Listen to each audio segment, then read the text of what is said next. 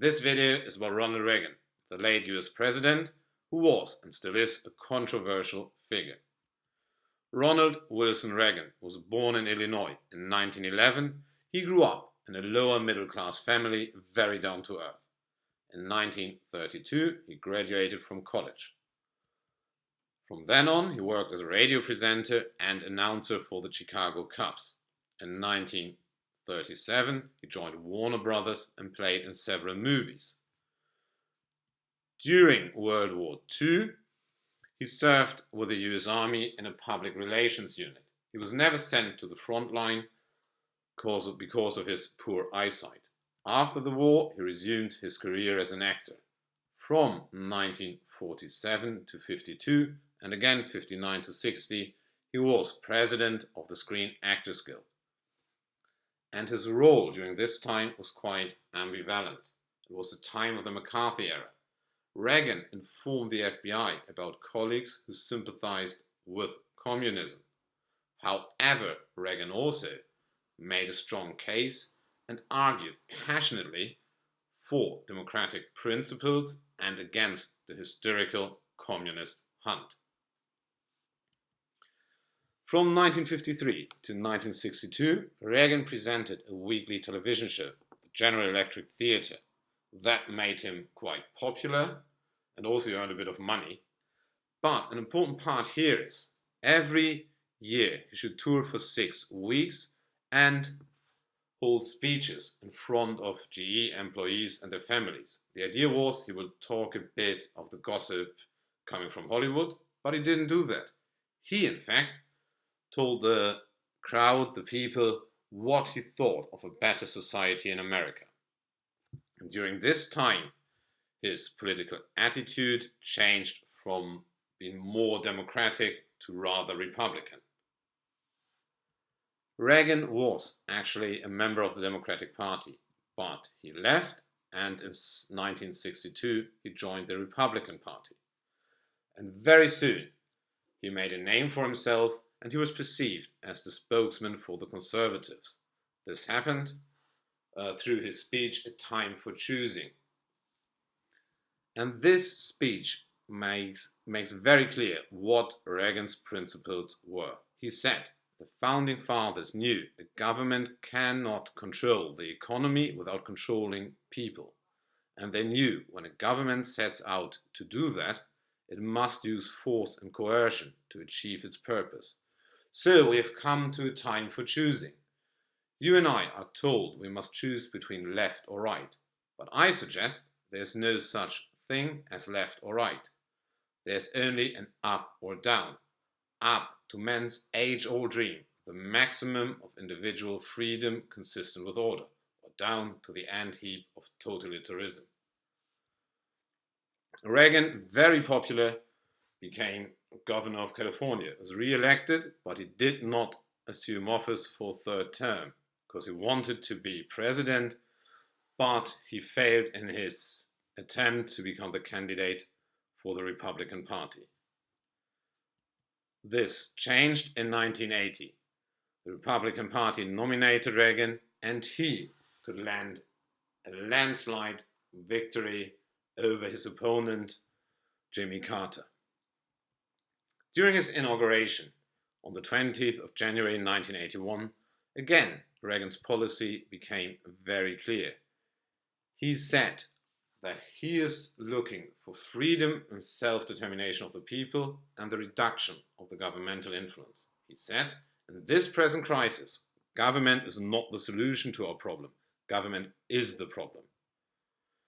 And a very important event happened in August 1981. The air controllers were on strike and there was no air traffic going on in the United States. Reagan declared a situation of emergency and issued a 40 hours ultimatum. At this time, nobody took Reagan too seriously, but then the air controllers did not come to work and all of them were fired. So more than 11,000 air controllers lost their job.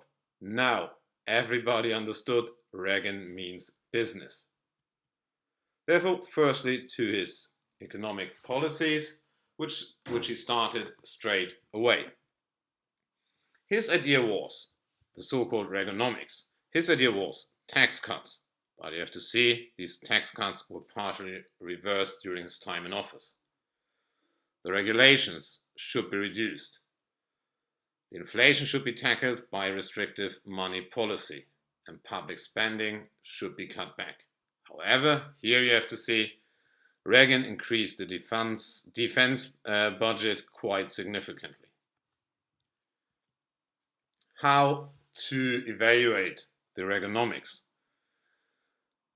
Unemployment went down from 7% in the year 80 to 88, end of his second term, to 5%. And if you see the 81-82 crisis, it went down from 10 to 5%. Inflation went down from 10 to 4%, and the GDP per capita increased from $28,000 to $35,000. That looks quite good. But on the other hand, the national debt increased by $1,000 billion to nearly $3,000 in the year 1989. Therefore, his presidency is evaluated between two extremes. Some say Reagan was not a good president with this regards. He made the rich richer and the poor poorer, and the US was then, after Reagan's presidency, the largest debtor of the world. Others say Reagan revived a country that was commercially and morally on its knees and let the United States prosper again. From the interior policies or politics to the exterior perspective, Reagan took a firm stand. Before Reagan, there was the coexistence between the Free West and the communist bloc, the Soviet Union. Reagan said, not this anymore. The best is to prepare for war is one of the most effective means to preserve peace. He was doing this by communicating clear positions. For instance, he named the Soviet Union the Empire of Evil, or legendary in 1987, in front of the Brandenburg Gate in Berlin, he said, "Mr. Gorbachev, tear down this wall." He intensified the arms race, which of course the Soviet Union could not go with. There are examples, the Navy of the 800 ships or the Strategic Defense Initiative, some call it Star Wars. He was supporting anti-communists around the globe, mainly through covert operations, the examples, the Contras in Nicaragua or the Mujahideen in Afghanistan. There are only a few overt operations or direct involvement of US troops, not many. Reagan did not lead the United States into a war. Examples would be Grenada in 1983 or airstrikes against Libya in 1986. But what has to be mentioned, Reagan also was open for negotiations and peace. He actively pursued peace talks with Gorbachev, the leader of the Soviet Union, and he took back the term the Soviet Union is the empire of evil. Again, the assessment of Reagan's foreign security policy lies between two extremes. One say Reagan took a high gamble and he nearly provoked a nuclear war. Others say Reagan significantly contributed to ending the Cold War. At least he drastically shortened the Cold War. To his last phase of life, he couldn't run for a third term, so he moved back to California, and at a few occasions he was still holding a speech. In 1991, the Ronald Reagan Presidential Library was opened in California, and then, unfortunately, in 1994, Reagan was diagnosed with Alzheimer's and he withdrew nearly entirely from public life.